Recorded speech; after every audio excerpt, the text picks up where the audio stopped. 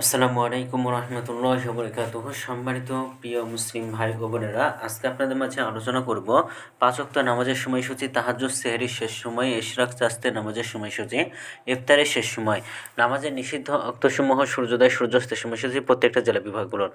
তো আজকে বৃহস্পতিবার 8ই জানুয়ারি 2026 ইংরেজি, 14ই পৌষ 1432 বাংলা, 18 রজব 1447 হিজরি। ঢাকার মতো পার্শ্ববর্তী এলাকার নামাজের সময়সূচিগুলো তুলে ধরবো, তারপরে অন্যান্য জেলা বিভাগগুলো নামাজের সময়সূচি তুলে ধরবো।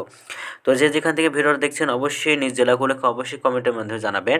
আজকে ঢাকা মতো পার্শ্ববর্তী এলাকার ফজরের নামাজের রক্ত শুরু হবে 5টা 24 মিনিটে, শেষ হবে 6টা 41 মিনিটে।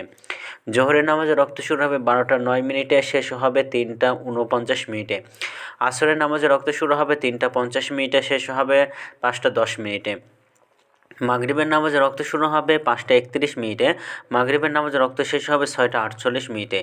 এশার নামাজে রক্ত শুরু হবে 6টা 49 মিনিটে, এশার নামাজে রক্ত শেষ হবে ভোর 5টা 18 মিনিটে। আজকে ঢাকা ও পার্শ্ববর্তী এলাকার সেহরির শেষ সময় হলো 5টা 18 মিনিটে, ইফতারের সময় সন্ধ্যা 5টা 31 মিনিটে। আজকের নফল নামাজের উত্তম সময় ইশরাকের ওয়াক্ত সকাল 6টা 56 মিনিট থেকে 8টা 44 মিনিট পর্যন্ত, চাস্তের ওয়াক্ত সকাল 8টা 45 মিনিট থেকে 12টা 2 মিনিট পর্যন্ত, এবং তাহাজ্জুদ নামাজের রক্ত উত্তম সময় রাত 10টা 17 মিনিট থেকে ভোর 5টা 18 মিনিট পর্যন্ত।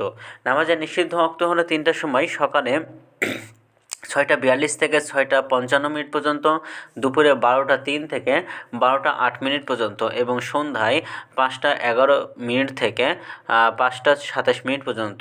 এই ছিল ঢাকার মতো পার্শ্ববর্তী এলাকার নামাজের সময়সূচি। এখন আলোচনা করব বিভাগীয় শহরের জন্য উল্লিখিত সময়ের সঙ্গে যেসব বিভাগের সময় আপনারা যোগ বিয়োগ করবেন, তা হলো এই।